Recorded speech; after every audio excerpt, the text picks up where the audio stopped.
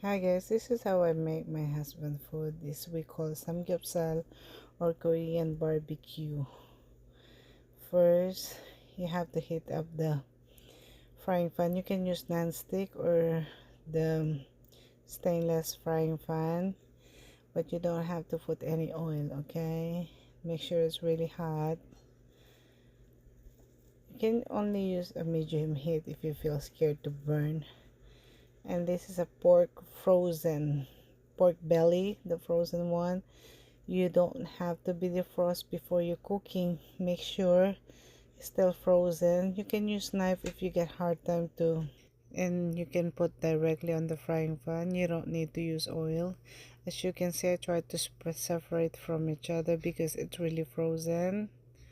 You can let sit outside for 2 minutes or 3 minutes as long as they don't melt, because you don't want to defrost that before you cook. You want to make sure it's still frozen. So you put some on the frying pan. As you can see, it's not look like fit on my frying pan, but once started to cook, everything's gonna be shrink. So I can add the salt, and that's my sauce that I need to use for dipping sauce for him. They call ssangyup. It's made from soybean paste. Now I'm gonna drizzling some salt on the pork belly, as you can see, add and some black pepper or ground pepper, paminta, yan, asin, and you can flip over because you want to make sure it's cooked even, not burning. Yan. Pagkalagay nyo ng baboy, siguraduhin yung walang mantika o kung ano man doon.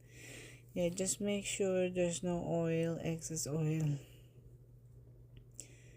And medyo the way I cook, I doing high heat because I like to cook quick, because my husband don't like the burning one, the toasted one, but my daughter, she like the toasted one, but he's not. So once I can see it's a little bit cooked, because the reason why I put on high heat, so it's melted quick, the ice from the pork. It's helped to melt. It's helped to defrost the pork to the frying pan. Okay, and then I remove the excess water. Those are water from frozen pork belly. You have to remove. You just always want to make sure even the oil you have to dry using the paper towel, because the oil from the pork, you don't want to cook that on your pork belly, because the taste, it's sometimes like rubber or tough, unlike when you remove some liquid and the excess oil from the pork. As you can see, I flip over all the time because my fire, it's high heat, it's on high heat. As you can see, I use the paper towel, removing and keep cleaning. That's a good thing that you can use. It's better to use the non-stick fan than stainless fan, because the stainless, it's gonna stick the oil there or some meat, unlike the non-stick fan. So it's easy to clean, to remove the excess liquid from the pork and also the oil. So as you can see, it's almost cooked.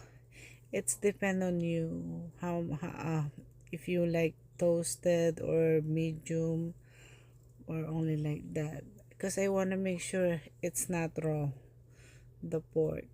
But that one, it's not crunchy, guys. It's really good. It should exactly the way you cook the samgyeopsal. Some people, they it still look like white. Actually, my husband like that kind, but as much as I can, I try not overcook or not raw. So This one, it's look like, as you can see, you think it's a toasted, already overcooked. No, it's not overcooked. It's just some part, but not all the meat. Because he don't like overcooked. It's feel tough for him, as you can see. I think it's just because the light. That's why it's look like toasted. It's look like overcooked.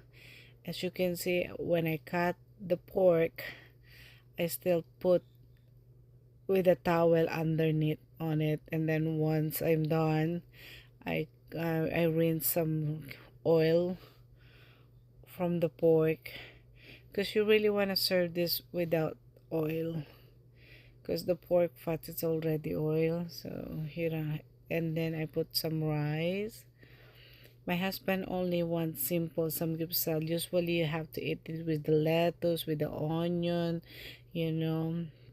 But he just, and kimchi, but he just want to eat some ssamjang paste.